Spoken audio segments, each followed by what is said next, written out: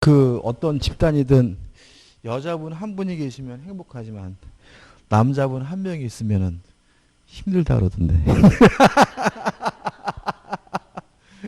그래서 홍일점은 행복하지만 청일점은 불행하다고.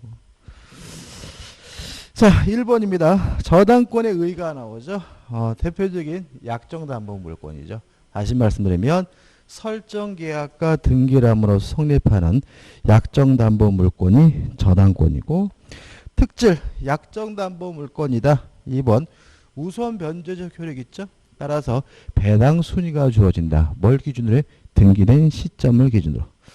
3번 점유를 수반하지 않는 권리고요. 4번 공시 방법을 요건을 한다는 말은 등기를 해야 된다. 그 다음 우측에 공통성, 제한물권성, 2번 부종성, 수반성, 불가분성, 물상대의성이 나오고, 이 물상대의성에 대해서는 대단히 중요하기 때문에 뒤에서 설명해 드릴 거고요. 저당권의 성립인데 설정계약과 등기람을 성립하게 돼요. 근데 주의할 점은 저당권자와 채권자는 같아야 돼요. 왜요? 부종성, 수반성 때문에. 저당권 설정자와 채무자는 다를 수가 있어요. 만약에 저당권 설정자가 채무자가 아닌 제3자라면 그 사람 우리가 뭐라고 하죠? 물상 보증인이라고 하고요. 근데 좀 교재를 좀 보면 그 밑에서부터 7번째 줄인가 2 있죠? 읽어보면 저당권자는 원칙적으로 피담보 채권자와 저의 채권자 한다. 왜요? 부종성 수반성 때문에. 다만 저당권 설정 계약 후 채권 양도 제3자를 위한 계약 등과 같이 채권이 실증적으로 제3자에게 기속된다는 특별한 사정이 있는 때에는 예외적으로 채권자가 아닌 제3자도 저당권자 될 수가 있는데 이 가지는 안 돼요. 뭐냐면 3자 간의 합의가 필요해요. 그러니까 우리가 제3자 명의의 채권자가 아닌 제3자 명의의 저당권 등기는 원칙적으로 무효입니다. 왜냐하면 채권자와 저당권자는 같아야 하니까 채권자가 아닌 제3자 명의로 설정된 저당권 등기는 원칙적으로 무효예요. 117페이지입니다. 이제 막 저당권 시작했습니다. 다만 예외적으로 유효일 수 있어요. 유효일 수 있는데 두 가지 요건을 요구합니다. 3자 간의 합의가 있고 플러스 제3자를 실질적 의미의 채권자로 볼 수가 있는 경우, 제3자를 실질적 의미의 채권자로 볼 수 있는 경우에는 제3자 명의 저당권도 유효하다는 게 판례 입장입니다. 뭐 교재는 뭐 채권 양도 또 뭐가 나와 있어요? 방금 읽었죠. 제3자를 위한 계약 이런 게 나오는데 원래 판례는 그런 얘기가 아니에요. 판례 좀 소개시켜드리면 이런 겁니다. 갑이 소유하고 있는 요 A 토지를요, 을과 만나가지고 매매 계약을 했어요. 근데 을이 계약금도 지급했고 중도금도 지급했는데 잔금은 안 줘요. 그래서 갑이 을에게 물어본 거죠. 아니 왜 약속한 날짜에 잔금을 안 주십니까? 라고 하니까 을이 돈이 없대요. 세상에 제일 무서운 인간이 누구죠? 돈 없는 놈이에요. 솔직히 제일 무서운 방법 없어요. 그래서 갑이 깜짝 놀라서 아니 돈도 없는데 왜 땅을 샀어요? 그랬더니 이놈이 글쎄 말이겠죠. 남 얘기도 다시 한단 말이죠. 실제로 이러면은 갑은 채무불이행을 이유로 계약을 해지하고 원상회복 및 손해배상을 청구하게 되는데 그거는 나중 문제죠. 솔직히 우리가 보통 토지나 부동산을 팔 때는 다 뭐예요? 돈이 필요해서 파는 거잖아요. 그러니까는 원상회복이니 손해배상 이거는 솔직히 나중 문제고, 갑은 절실히 바라는 건 뭐예요?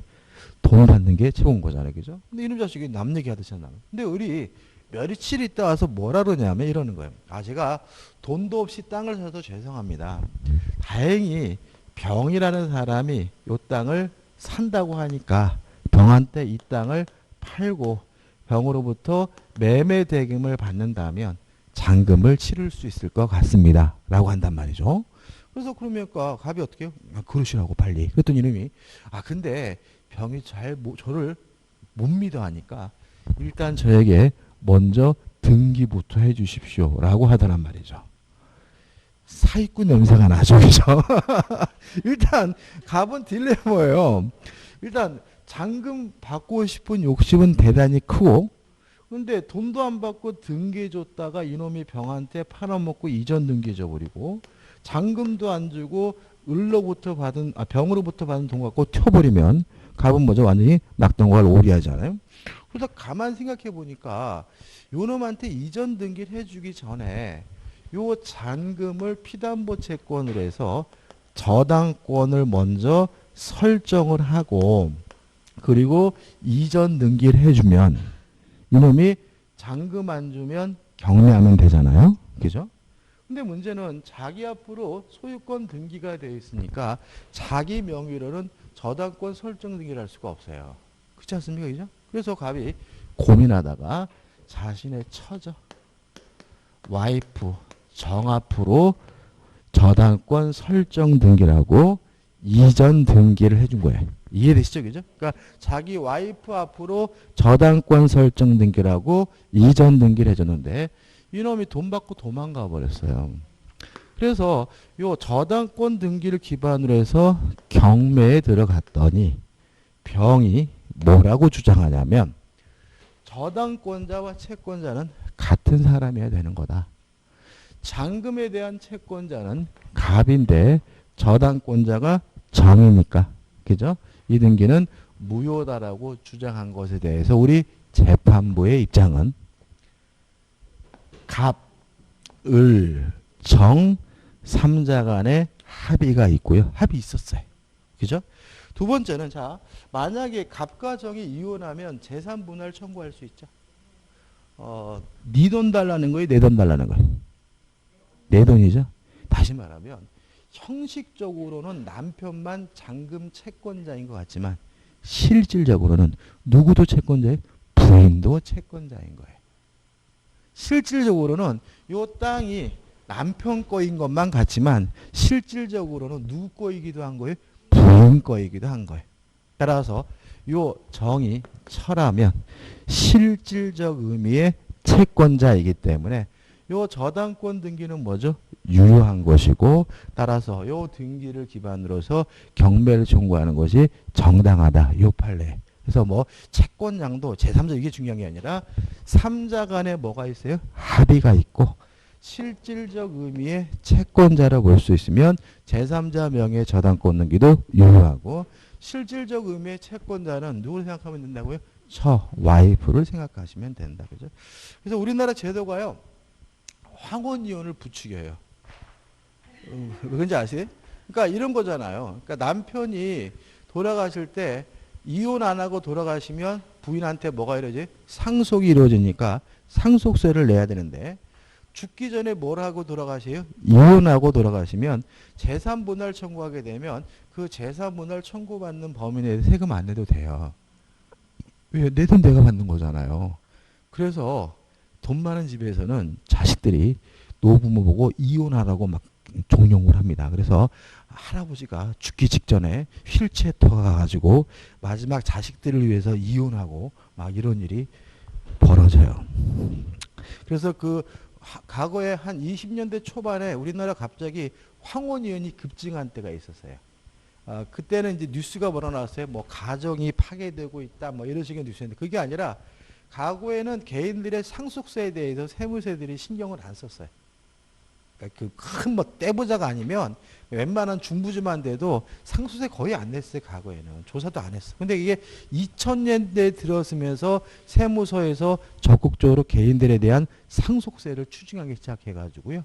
세금의 절약 차원에서 황혼 이혼이 급증했던 계기가 되고요. 이유는 재산 분할 받으면 뭐죠? 세금 안 내도 돼. 그러니까 그 제도적으로 잘못된 거잖아. 그러니까는 상속받는 재산 중에서 그렇지 않습니까?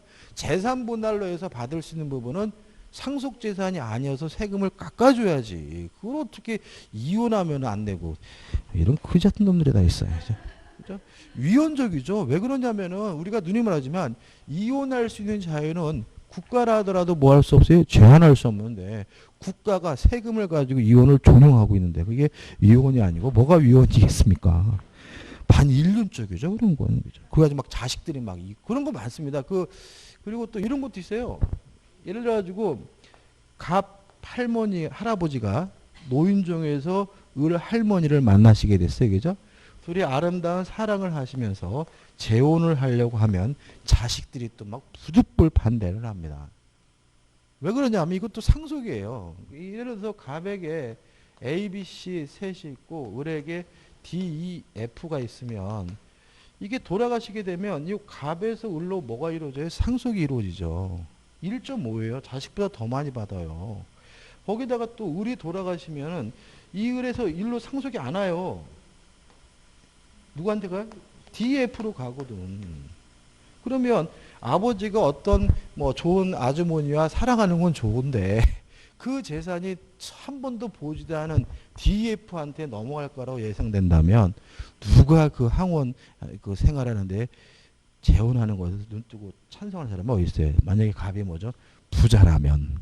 그러니까 이제 막 폭력 사태도 벌어지고 막 연예인도 그런 사람 하나 있었어요. 그러니까 이게 결국 왜 이렇게 됐냐면은 새어머니 새아버지는 친족 아닙니다. 그러니까는 새어머니는 친족이 아니에요. 그러니까 새어머니는 이 ABC하고 을하고는 법적으로 아무 사이가 아니에요. 그냥 부의 처인 거예요. 부의 배우자. 그래서 이 을에서 ABC로 재산이 돌아올 방법이 없어. 한 번 넘어가면 끝나는 거예요. 그러니까 지금 이것도 입법적 해결할 수 있거든요. 이런 식으로 넘어간 것 중에서 이 모든 사람이 동등하게 뭐예요? 상속받을 수 있거나 어떻게 이렇게 좀 제도적으로 보완한다면 자식들이 그 아버지를 갖다 막 감금하고 이런 일이 안 생기죠. 막 그래가지고 막 노인네들이 막 뭐죠 가출하고 막 그런 일이 생깁니다. 자 그다음에 설정 등기죠. 뭐 등기를 해야 저당권이 성립됩니다. 설명드릴 게 없고 그다음에 넘겨 보시면은 2번이 나와요. 자 한번 생각해 보세요. 자 저당권을 취득하기 위해서는 반드시 뭘 해야 돼요? 등기를 해야죠. 근데 문제는 이 등기가 불법으로 말소가 됐어요. 그러면 말소가 안 된 거잖아요. 불법이니까. 따라서 저당권은 소멸되지 않고요. 따라서 저당권자는 말소, 회복 등기를 뭐 할 수 있겠습니까? 청구할 수가 있겠죠. 너무나 당연한 거죠. 시험이 좀 잘 나와요. 근데 문제는 불법 말소된 상태에서 경매가 이루어지게 되면 이 저당권은 소멸될까요? 안 될까요? 되겠죠. 왜요? 모든 저당권은 무조건 소멸한다는 대원칙에 따라서. 물론 이 사람은 불법 말소된 상태에서 경매가 이루어지면 배당은 한 푼도 못 받겠죠. 그래도 상관이 없어요. 왜요? 경매가 이루어지면 모든 저당권은 무조건 뭐가 돼야 돼요? 소멸이 돼야 되기 때문에 경매가 이루어지게 되면 소멸되고요. 따라서 돈 한 푼 못 받았다 하더라도 말소 회복 등기를 청구할 수가 없다라는 거 꼭 기억해 두시기 바라고요. 이유는 경매가 이루어지면 모든 저당권은 어떻게 해요? 무조건 소멸하죠. 3번 저당권을 설정할 수 있는 채권은 제한이 없습니다. 꼭 금전 채권일 필요는 없어요. 다시 말하면 비금전 채권이 상관이 없고 미래 채권, 불특정, 불확정한 채권도 저당권에 의해서 담보될 수가 있다. 그 다음에 법정 저당권은 큰 의미 없고 그 다음에 5번 저당권력이 미치는 범위죠. 자, 이것도요 좀 생각해 보자고요. 저당권 보신 적 있으세요? 본 적 없습니다. 전 딱 한 번 봤어요. 저는. 일반적으로 뭘 설정하죠? 근저당을 설정하죠. 이유가 있죠. 을이 갑에게 1억을 빌려주고 1억 채권을 담보하기 위해서 갑소의 A 부동산에서 저당권을 설정하면 저당권에 의해서 담보되는 것은 1억 원금만 담보되는 것이 아니라 이자도 저당권에 의해서 담보가 되고요. 또 위약금에 관한 약정이 있다면 위약금도 저당권에 의해서 담보가 되고 지연배상금 도 저당권에 의해서 담보가 되고 지연 손해금이죠. 경매 비용, 실행 비용도 저당권에 의해서 담보가 됩니다. 첫째, 원본 이자 위약금이 저당권에 의해서 담보가 되려면 등기를 해야 되고요. 지연 배상금이나 실행 비용은 등기 없이 담보가 된다. 자, 왜 저당권이 안 쓰이냐면 실제로 1억이라고 설정되어 있더라도 나중에 경매가 됐을 때 저당권자가 받아가는 돈은 1억이 아니에요. 이자도 붙고 막 붙으니까 나중에 실제로 저당권자가 받아가는 돈은 2억이 될 수도 있고 3억이 될 수도 있고 4억이 될 수 있는 거예요.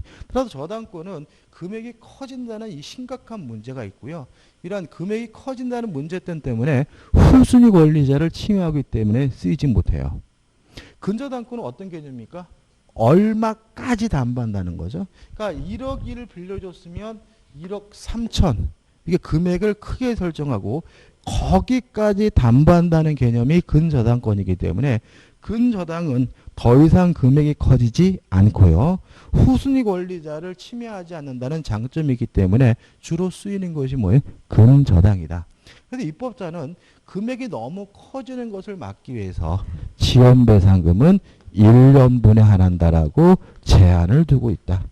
근데도 실제로는 쓰이지 않고 있다. 왜 안 쓰이냐면 이자가 무제한이기 때문에 실질적으로는 금액이 커지는 것을 뭐하지 못하고 있어요? 억제하지 못하고 있다. 그래서 시험 문제 뭐가 나오는지 아시겠죠? 그죠? 다시 말하면 지연보상금은 1년분에 한해서 담보가 됩니다. 왜요? 후순위 권리자를 보호하기 위해서. 다만 저당권은 쓰이지 않고 있다. 왜냐하면 이자가 무제한, 기한의 제한이 없이 담보가 되기 때문에 실질적으로 후순위 권리자의 권리를 심각하게 침해하게 되고요. 그래서 저당권은 안 쓰는 거예요. 여러분들 나중에 실무에 가셔서 저당권이라고 설정되어 있으면 조심하셔야 되는 거야. 그죠? 그러니까 일반적으로 다 근저당인데 갑자기 저당권이 그러면 이 사람이 갚을 돈이 얼마인지 뭐 하셔야 돼요? 확인하셔야 되고 등기부에 적혀 있는 1억 이것만 믿고 거래했다가 피해 볼 수 있으니까 조심하셔야 됩니다. 그 다음 우측에 6번째 저당권 효력이 미치는 범위죠. 부합물에도 미치고 종물에도 미쳐요. 근데 교재는 원칙과 예외로 나눠나는데 뭐 예외랄 것도 아닌데요.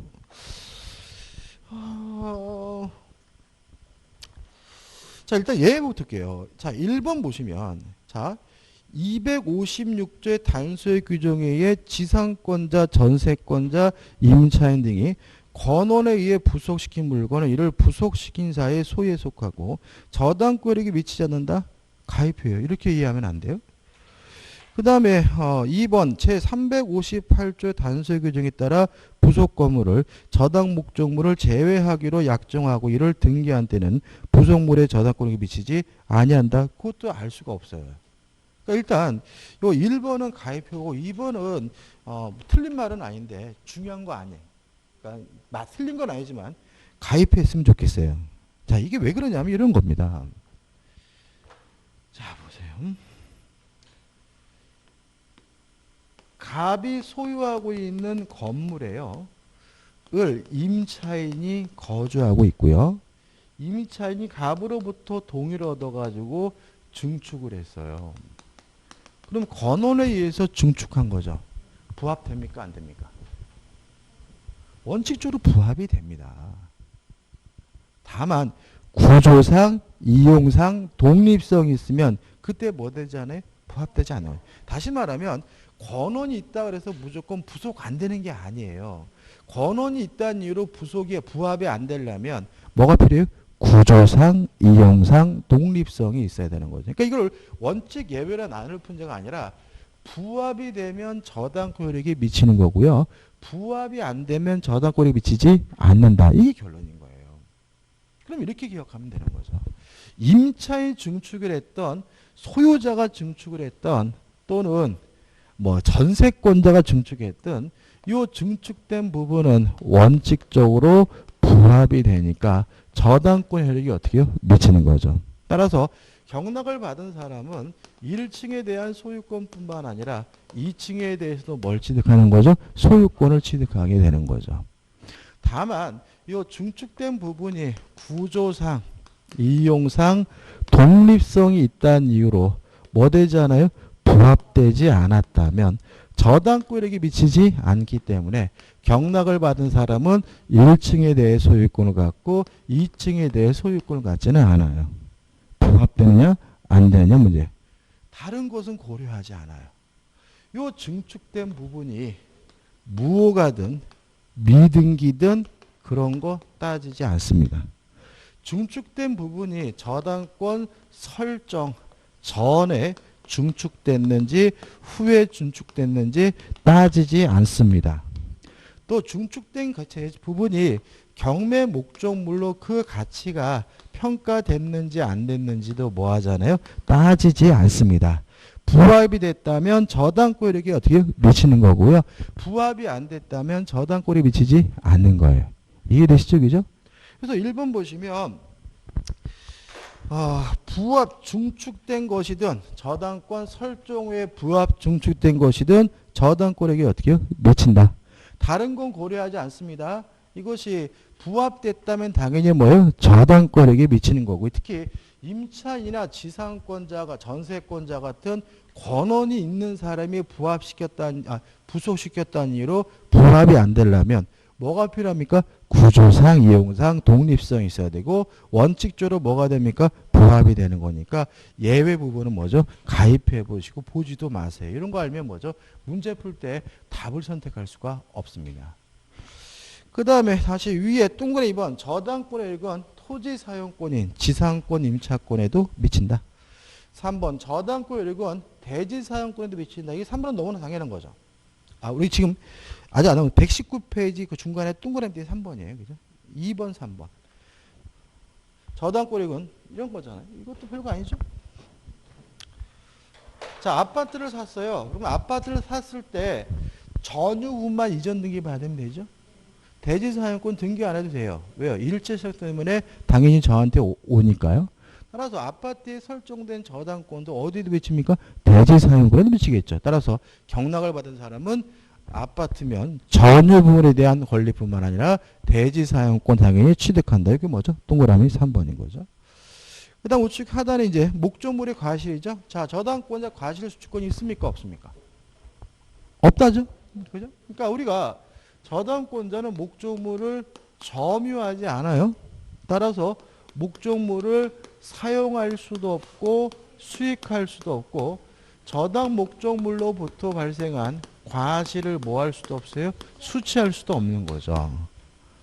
다만 이 과실을 압류를 했다면 그때는 수취하는 것이 가능해요. 항상 어디부터 시작하는 겁니까? 원칙부터. 저당권자는 과실을 수취하지 못한다. 다만 과실을 뭐하면요? 압류하면 그때는 저당권 혜택이 과실의 미침으로 저당권자는 과실을 수취할 수 있다. 간단하게 기억하는 방법은 뭐예요? 압류하지 않는 한 저당권자는 과실을 수취할 수 없다죠. 그 다음에 3번 토지의 저당권이 설정된 경우의 지상 건물입니다. 중요한 부분이죠. 한번 생각해 보자. 땅이 갑의 것이고요. 이런 나대진 상태에서 을 앞으로 토지에 대해서 저당권이 설정이 됐어요. 그러고 나서 갑이 건물을 새롭게 신축을 했네요. 물론 토지와 건물은 별개의 부동산이죠. 건물은 절대로 토지에 뭐 되지 않아요? 부합되지 않습니다. 따라서 토지 저당권자는 토지만 경매하게 되고요. 병이 경락을 받았어요. 이랬을 때 갑은 법정지상권을 취득하나요? 못하나요? 못한다죠. 왜요? 순서. 저당권이 설정된 후에 건물이 신축됐잖아요. 저당권 설정 당시 뭐가 없었어요? 건물이 없었죠. 따라서 이 갑은 법정지상권을 취득하지 못하고요. 이 건물은 철거돼야 되는 것이 뭐예요? 원칙인 거예요. 근데 이게 그 누구에게도 이득이 안 돼요. 예를 들어서 만약에 을이 받아야 될 돈이 1억이고 땅의 경매 예상가가 1억, 건물의 경매 예상가가 1억인 상태에서 토지만 경매되면 절대로 1억 못 받아요. 왜냐하면 경락을 받은 사람 입장에서는 건물을 철거해야 이 토지를 사용 수익할 수 있는 거라면 누가 경락받겠어요? 건물 철거하는 거 비용 문제를 떠나가지고요. 요 갑이 띠두르고 막 신나통 들고 나를 죽여라 막 이래버리면 이거 뭐 굉장히 골치 아픈 일입니다. 이거 뭐 채권자가 강제로 건물 철거했다 그러면 뭐예요? 뉴스에 나올 일인 거예요. 그죠? 현실은 그렇지 않습니까? 뭐 관공서에서 건물 철거해서 난리가 나는데 그러니까 이게 쉽지 않아요. 그래서 예를 들어서 막 유찰되다가 6천만 원의 경락이 이루어지면 을은 1억 받아야 되는데 얼마 뺏기요? 6천만 원 밖에 못 받죠. 또 갑은 더 큰일 나요. 왜 그러냐면 일단 땅 날렸죠? 1억 날렸죠? 건물 날려요? 안 날려요? 날리겠죠. 왜냐하면 이 사람은 왜 6천만 원 쓴 사람이에요? 내가 기필고 건물을 때려 부시리라 이렇게 결심한 사람이잖아요. 이 사람은. 그러니까 이 사람은 결심한 사람이니까 죽어도 건물을 뭐 할 거예요? 때려 부실 거거든요. 그러면 갑의 입장에서는 2억 날렸는데 꼴랑 얼마밖에 못 갚았어요? 6천만 원밖에 못 갚잖아요. 그래서 이런 일이 벌어지면 채권자도 좋을 거 없고 채무자도 좋을 것이 없기 때문에 우리 민법은 토지와 건물을 한꺼번에 경매에 넣을 수가 있는데 이거 우리가 일괄 경매 청구권 또는 일괄 경매권이라고 한다. 물론 토지와 건물을 한꺼번에 경매에 넣게 되면 제값 다 받겠죠? 그죠? 그러면 토지 그러면 을은 뭐죠? 1억 받고 갑은 뭐죠? 1억 거실로 받고 그죠? 둘이 행복했다 이렇게 되는데 주의하실 것은 요 건물의 대금에 대해서는 우선 변제 받을 수가 없다. 왜요? 토지 저당권이니까 토지 대금에서만 우선 변제 받을 수가 있다는 거죠. 여기까지 자책이죠. 여기까지는 법조문이에요. 그래서 이제 판례를 이제 두 가지를 추가하면 되는데 첫째, 일괄 경매할지 토지만 경매할지 채권자가 자유롭게 선택할 수가 있다. 다시 말하면 일괄 경매하는 것이 모두에게 이득이라 하더라도 채권자가 일괄 경매해 줄 법적 의무는 없다고 봐요. 따라서 채무자 측에서는 채권자에게 일괄 경매해달라고 뭐 할 수는 없어요? 청구할 수는 없다는 것이 우리 판례 입장이에요. 두 번째, 이러한 일괄 경매가 인정되려면 건물의 소유자가 반드시 저당권 설정자여야 해요. 다시 말하면 저당권 설정자가 건물의 소유자여야지만 일괄 경매할 수 있다는 것이 우리 판례 입장입니다. 예를 들어서 만약에 임차권자인 정이 건물을 신축하고 소유하고 있는 상태라면 일괄 경매할 수 없어요. 왜요? 건물의 소유자가 누구야 돼요? 저당권 설정자. 만약에 건물을 갑이 무에게 양도해서 양수인 무가 건물의 소유자라면 일괄 경매할 수가 없어요. 왜요? 저당권 설정자가 건물의 소유자야 되니까요.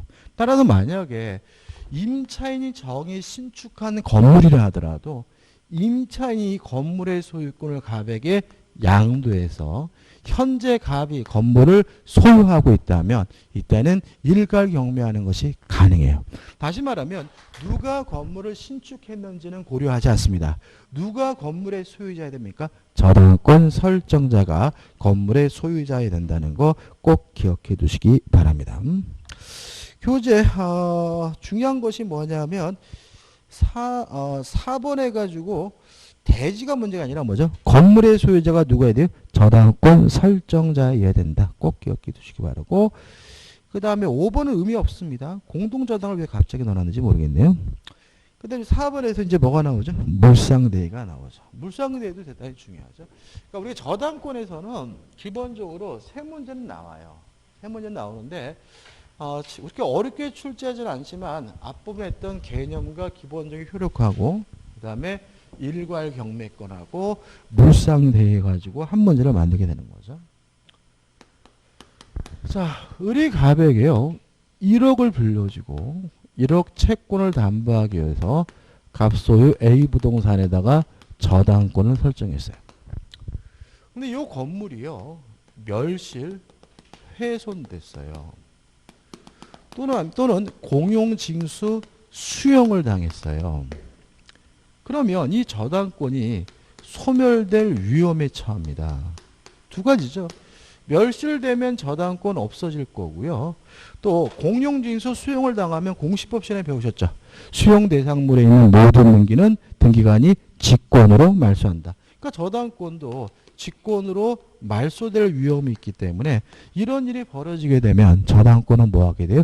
소멸될 위험에 처하는 거죠. 다행히 돈이 생깁니다. 가치 변형물이라고 하는데 만약에 보험에 가입했다면 보험금을 받는 경우가 있고요.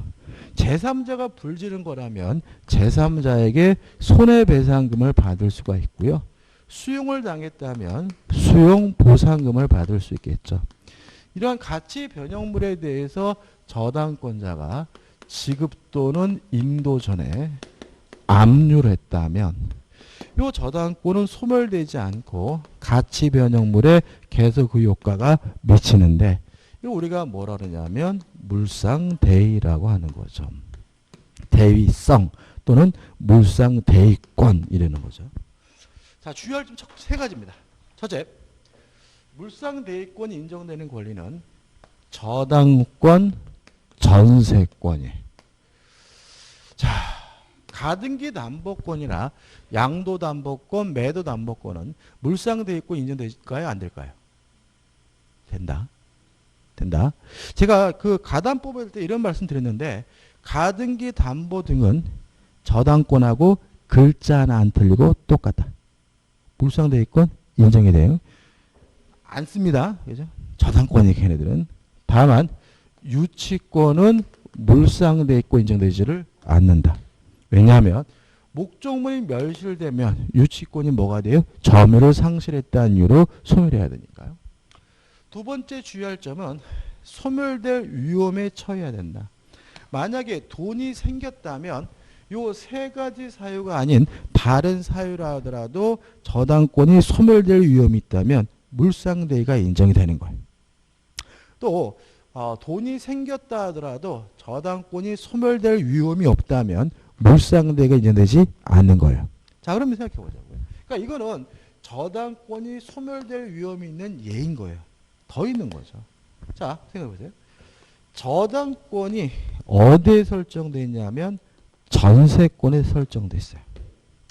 근데 이 전세권이 뭐 하게 됐냐면 소멸이 됐어요. 그러면 전세권이 소멸되면 저당권도 뭐 할 위험에 처해? 소멸될 위험에 처하죠. 다행히 전세권이 소멸되면 전세금이 생기죠. 가치 변형물이 생기죠. 그러면 이 저당권자는 지급 전까지 뭐 하면요? 압류를 하면 전세금에 계속 그 효과를 미치는데 이것도 뭐인 거죠? 물상대인 거죠. 자, 갑이 이 건물을 병한테 팔고요. 병으로부터 매매 대금을 받았어요. 물상대의 인정됩니까? 안 됩니까? 안 된다. 안 된다. 왜요? 매매가 되더라도 저당권이 소멸될 위험은 없으니까. 오히려 누가 깝깝한 문제예요? 산 사람이 깝깝한 문제지 저당권자가 깝깝할 일도 없는 거고 저당권자를 보호해줄 필요 없는 거죠. 그래서 매매 대금에 대해서는 물상대금이 되지 않습니다. 왜요? 매매가 되더라도 저당권이 뭐 될 위험이 없어요? 소멸될 위험이 없으니까. 마지막으로 지급 또는 인도 전에 압류를 해야 되는데 꼭 저당권자가 해야 되느냐에 대해서 우리 판례는 저당권자가 하든 또는 제3자가 하든 상관이 없다. 누가 하든지 간에 지급 인도 전에 뭐만 있으면 돼요? 압류만 있으면 된다는 것이 우리 판례 입장입니다. 그래서 4번 해가지고 1번하고 박스에 1번은 의미 없으면 추신명령 이런 건 안 나와요. 2번 해가지고 나와있는 이것도 뭐 의미 없네. 그죠? 주의 이것도 뭐 의미 없고 다시 말하면 요 세 가지 소멸될 위험이 있어야 된다는 거. 그래서 전세금의 우측에 나와있죠. 전세금에 대해서는 물상대가 인정되지만 매매대금에 대해서는 물상대가 인정되지 않는다. 그다음에 지급 또는 인도 전에 압류를 해야 되는데 저당권자가든 제3자가든 상관이 없다. 그 다음에 이 정도만 정리하면 되겠죠. 그 다음 7번 저당권자가 변제받는 방법이 나오죠. 설명 안 드릴 겁니다. 그죠? 이건 뭐예요? 경매에서 저번 주에 설명드렸잖아요. 특히 조심할 것은 넘겨보시면 경매 대금의 배당 순위가 나와 있죠. 이거 외우지 말라고 그랬어요. 그죠? 이거 외우지 필요 전혀 없어요. 실행비용, 뭐 필요비, 유익 이런 거 외울 필요 전혀 없고요. 당해세 이런 특히 이 당해세가 참고로 하나 말씀드리면 4번 해가지고 이렇게 나올 거다니요. 목적 부동산에 부과된 당해세 5순위에서 저당권 졌세했고 그다음에 국세 지방세 이렇게 나오잖아요. 근데 이거는 외우지 마시고 특히 6순위에서 일반 채권은 6순위가 아니라 순위가 없는 거예요. 그러니까 우리가 우선 변제권이 있어야 뭐가 주어져요? 배당 순위가 주어지는 거죠.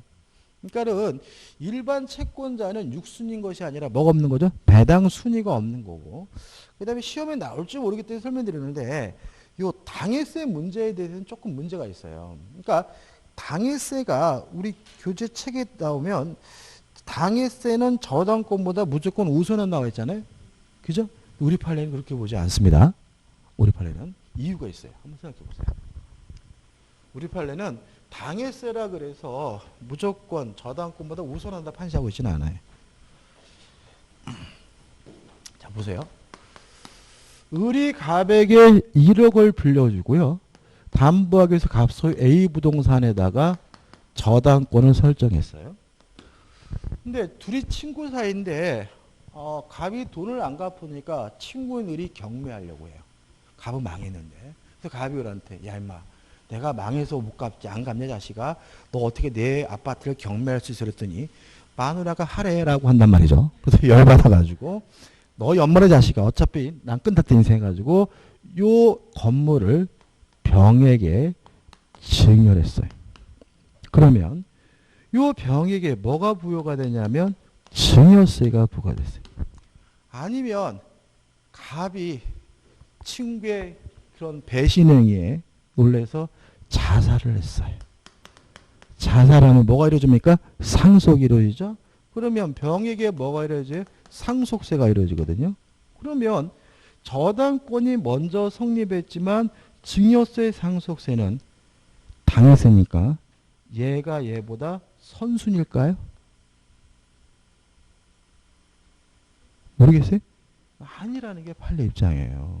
그러니까 국세기본법은 당해세가 저당권보다 우선한다 규정되어 있긴 해요. 근데 만약에 그걸 그대로 액면구대로 적용해 줘 버리면 을이 뭐예요? 큰 피해를 봐요. 그래서 우리 판례는 요 당해세와 저당권은 성립된 순서를 봅니다. 만약에 요 당해세 발생 원인이 저당권보다 먼저라면 저당권보다 당해세가 우선하지만 저당권이 설정된 후에 이분이 자살하거나 증여했어요. 원인이 후라면 그때는 오히려 저당권이 당해세에 대해서 우선한다는 것이 우리 판례 입장이에요. 다시 말하면 당해세도 일반 국세 지방세와 마찬가지로 그 우효를 상대적으로 판단해 줘야 된다는 것이 우리 판례 입장이에요. 그래서 이렇게 무작정 외울 건 아니고 그럼 이게 나올 것인가? 나올 수는 없어요. 왜 그러냐면 국세기본법에 나와 있는 내용과 우리 판례가 지금 배치되고 있거든요. 물론 만약에 실제 현실에서는 뭐 가지고 행동해야 돼요? 판례에 따라서 행동해야 되겠지만 문제의 답은 뭐죠? 그렇지가 않아요. 그래서 이거는 출제될 수가 없기 때문에 우리는 이런 거 외우지 마시고 다시 말하면 배당 순위는 아무한테나 마구 주어지는 것이 아니라 뭐가 있어야지만요? 우선 변제권이 있어야 배당 순위가 주어진다. 우선 변제권이 있다라는 말은 배당 순위가 주어진다는 얘기고 그 배당 순위는 등기된 권리라면 등기된 시점, 확정 일자부 임차권이라면 확정 일자일을 기준으로 해서 상대적으로 결정된다. 이거 꼭 기억해 두세요. 저번 주에 했죠, 그죠? 그다음 우측에 이제 제3취득자의 보호가 나옵니다. 일단 제3취득자라는 건 뭐냐면 저당권이 설정된 후에 권리를 취득하게 된 사람 우리가 제3취득자라고 해요. 첫째, 변제하고 저당권의 말소를 청구할 수가 있습니다. 주의하실 것은 1. 변제기 전에 미리 변제할 수 없다는 말은 어떻게 됩니까? 변제기가 도래해야 변제할 수가 있고요. 2. 담보되는 범위 내에서만 갚으면 됩니다. 그래서 제3취득자는 일반 저당권이면 지연배상금 몇 년분만요? 1년분만. 근저당권이면 채권 최고액까지만 갚으면 된다. 그 다음에 3번. 3번은 이게 우리 판례 한번 볼게요. 이렇게 됐죠. 저당 부동산에 대한 후순위 저당권자는 제364조의 제3취득 때 해당하지 않으므로 선순위 저당권자 채권을 변제하고 선순위 저당권의 소멸을 청구할 수 없다. 이렇게 나와 있죠. 이거는 정확히 맞는 얘기인데. 그럼 이런 얘기잖아요. 자, 1순위가 갑 앞으로 저당권이 설정되어 있고 2순위가 을 앞으로 지상권이 설정되어 있다면 이 지상권자는 저당권보다 늦으니까 제3취득자다. 제3취득자가 뭐예요? 저당권이 설정된 후에 권리를 취득한 사람이 누구라고요? 제3취득자잖아요. 아 근데 왜 이거 쏘라니까 또 딴 얘기 생각이 들어. 저당권이 설정된 후에 뭘 취득했어요? 지상권을 취득했죠. 세 번째로 병 앞으로 뭐예요? 저당권이. 그럼 여기 생각해 보자고요. 지상권자는 제3취득자로서 요 갑의 채무를 뭐 할 수 있어요? 변제할 수 있어요. 그죠? 왜요? 갑의 채무를 변제하면 최우선 순위의 저당권이 뭐로 바뀌어요? 병으로 바뀌니까 경매가 되더라도 을 지상권은 뭐 되지 않아요? 소멸되지 않으니까요. 또 처음 듣는 표정을 주죠. 자, 우리가 용의권의 소멸 여부는 누구하고 비교한다고요? 최우선순위 저당권과 비교하잖아요. 누가 경매를 하든지 간에 얘는 얘보다 늦으니까 경매가 이루어지면 무조건 뭐가 돼야 돼요? 소멸돼야 되잖아요. 누구하고 비교한다고요? 최우선순위 제가 저번 주에 막 그런 얘기도 했죠. 이 설명하고 보면 다 틀린다고, 그죠? 끝까지 개긴다는까지 했는데, 그죠? 따라서 이때는 얘한테 뭐 할 필요가 있어요? 변제할 필요가 있는 거죠. 그래서 제3취득자는 저당권을 변제하면 자기 권리가 뭐 되지 않아요? 소멸되지 않기 때문에 변제할 수 있는 권능을 주는 거예요. 근데요, 얘가 저당권이에요. 경매가 이루어지면 얘는 무조건 뭐가 돼야 돼요? 소멸돼야 되죠. 갑이 있든 없든. 그러니까 얘한테 인정할 필요가 없는 거죠. 따라서 후순위 저당권자는 제3취득자가 아니에요. 어차피 변제라든 뭐하든 간에 걔는 경매가 이루어지면 무조건 뭐가 될 사람이에요? 소멸될 사람이니까. 따라서 후순위 저당권자는 제3취득자로서 변제하고 선순위 저당권에 대해서 말소를 뭐 할 수 없습니까? 청구할 수가 없다. 4번은 구상권 행사할 수 있다. 그죠? 구상권. 여기서 우리가 법정대의라는 말은 시험에 안 나옵니다. 시험법이 아니라서 우리는 구상권을 취득한다. 그죠? 대의란 말 써놨네. 그 다음에 또 뭐가 있죠? 경락을 받을 수가 있죠. 제3취득자는 뭐 받을 수 있다고요? 경락을. 자, 이게 왜 그런지 한번 생각해 볼까요? 자, 이런 것도 왜 그런지 한번 생각해 보세요. 보세요. 을이 갑에게 1억을 빌려주고요. 갑소 A 건물에다가 저당권을 설정했어요. 그리고 나서 갑이 병과 만나서 매매 계약을 하고 이전 등기를 해서 병이 뭘 취득했어요? 소유권을 취득했어요. 그럼 이 사람은 저당권이 설정된 후에 소유권을 취득했으니까 병도 뭐예요? 제3취득자죠. 따라서 경매에 당하기 싫으면 저당권에 대해서 뭐죠? 변제하고 말소를 종구하면 되는 거잖아요. 근데 그러면 이득이 없는 것 같아. 그럼 뭐가 이루어졌어요? 경매가 이루어지겠죠. 그럼 이게 경매가 이루어졌을 때 제3취득자가 뭘 받을 수 있어요? 경락을 받을 수 있다는 얘기잖아요. 이상하죠. 누가 매도인이야 이때? 누구 걸 파는 거예요? 누구 걸 파는 거예요? 병 거 파는 거잖아요. 그럼 어떻게? 병이 지가 팔고 지가 사는 거잖아. 이게 논리적으로 모순인 거거든.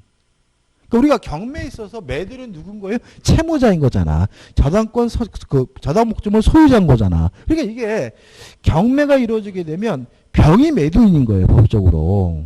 근데 이거를 만약에 법에서 입법을 안 해주면 병이 경락을 못 받아요. 왜요? 자기 걸 자기가 사는 꼴이니까. 그래서 이 제3취득자를 보호하기 위해서 특별히 뭐라고요? 제3취득자도 뭐 받을 수 있어요? 경락을 받을 수 있다라고 규정을 두고 있는 거예요. 그래서 지가 파는 건데도 불구하고 지가 뭘 받을 수 있어요? 경락을 받을 수 있는 거죠. 신기하죠, 그죠? 그죠? 그런 의미인 거고. 그 다음 마지막으로, 자, 돈도 못 갚고요. 경락도 못 받았어요. 그러면 쫓겨나겠죠? 쫓겨날 때 필요비 유익비에 대해서 뭐 받을 수 있습니까? 우선 상한을 받을 수가 있다. 이 정도죠. 좀 쉬었다가 10번 저당권의 침해에 대한 구제를 보도록 하겠습니다.